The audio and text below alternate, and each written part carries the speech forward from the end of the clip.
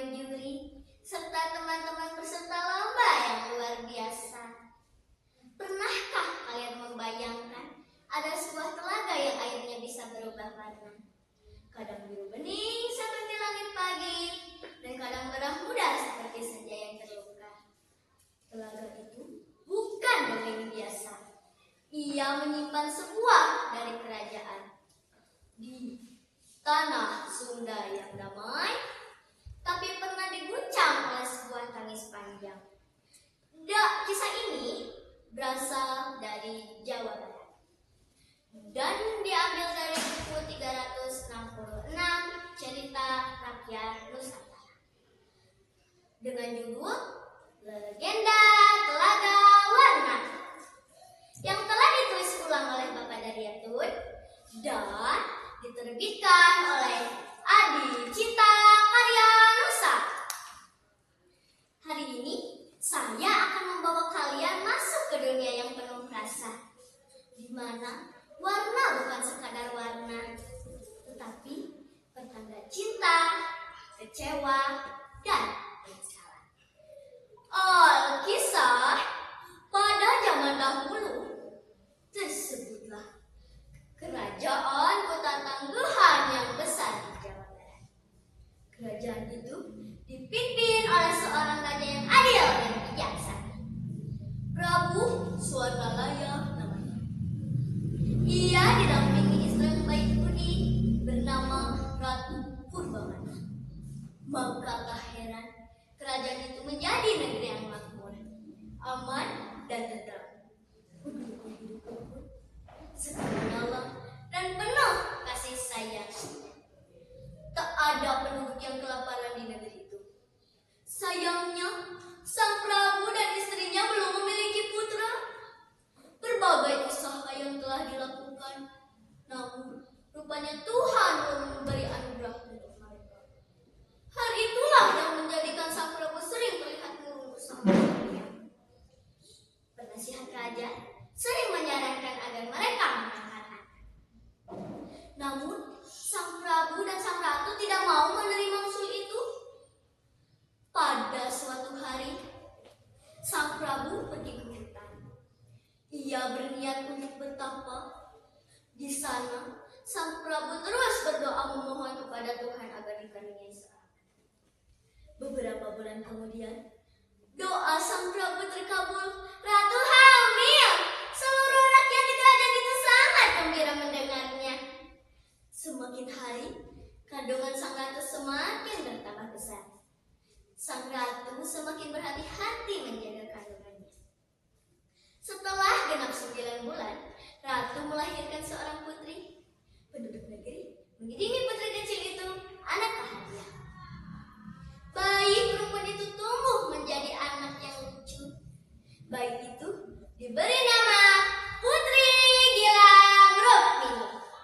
Belasan tahun kemudian, ia menjadi gadis paling cantik jelita. Sang Prabu dan sang Ratu sangat menyayangi putrinya itu. Mereka akan memberikan apapun untuknya. Perlakuan sang Prabu dan sang Ratu itu membuat sang putri menjadi gadis yang manja. Kalau keinginannya tak terpenuhi, ia akan marah, bahkan berkata kasar. Walaupun begitu, orang tua dan rakyat di kerajaan itu masih tak mencukupi. Hari-hari terus berlalu. Putri pun tumbuh menjadi gadis paling cantik di kota tangguhan. Pada suatu hari, istana terlihat sibuk. Pasalnya, beberapa hari lagi akan diadakan pesta ulang tahun sang putri. Usia putri akan mencapai 17 tahun. Seluruh penduduk diundang dalam pesta meriah ini. Sebelum hari pesta, penduduk negeri berbondong-bondong datang ke istana membawakan hadiah untuk sang putri. Aneka hadiah yang sangat indah dari penduduk itu kemudian dikumpulkan dan disimpan dalam ruang istana. Rakyat berpendapat jika sewaktu-waktu rakyat membutuhkan, ia bisa menggunakannya. Sang Prabu hanya mengambil sedikit emas dan permata dari hadiah itu. Ia kemudian membawanya ke tukang ahli perhiasan. Tolong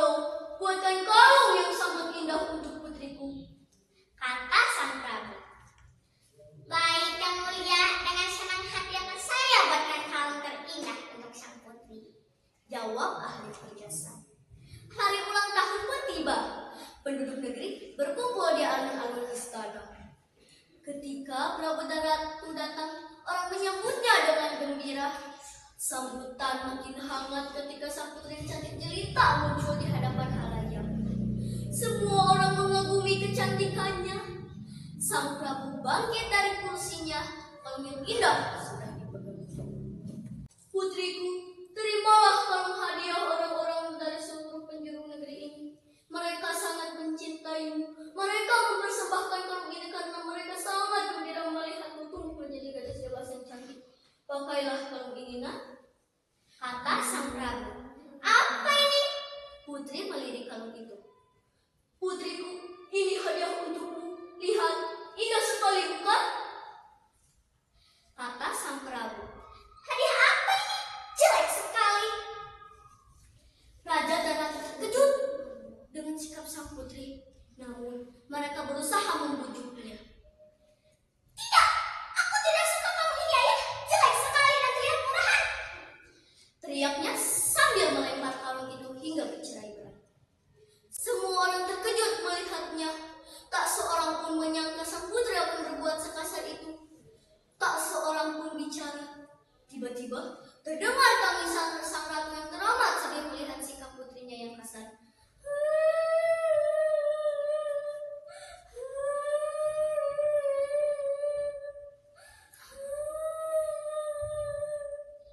Tangisan sang ratu pun diikuti oleh semua orang yang hadir. Mereka juga merasa sedih atas sikap sang putri.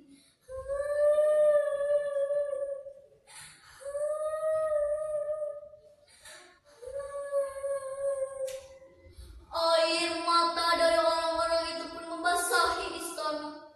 Mula-mula air mata membentuk kolam kecil. Lama-kelamaan bertambah besar hingga istana menjadi banjir. Istana pun dipenuhi air hingga berbentuk danau. Makin lama danau itu semakin bertambah besar hingga istana menjadi banjir. Semua orang yang menangis tak mempedulikan. Hanya sang putri yang berteriak-teriak ketakutan. Tolong! Tolong! Istana akan tenggelam! Tolong! Namun, mereka tetap tak mempedulikan teriakan itu. Suara sang putri pun hilang bersama tenggelamnya istana dan seluruh orang yang ada di situ. Bekas istana itu kemudian menjadi danau yang luas. Sekarang danau itu disebut Telaga Warna. Pada hari-hari yang cerah, kita bisa melihat danau itu penuh dengan warna. Itu berasal dari bayangan hitam, tanaman, bunga-bunga, dan langit di sekitar telaga. Namun, banyak orang mengatakan warna-warna itu berasal dari emas dan permata kalung sang putri yang tersebar di dasar telaga. Nah,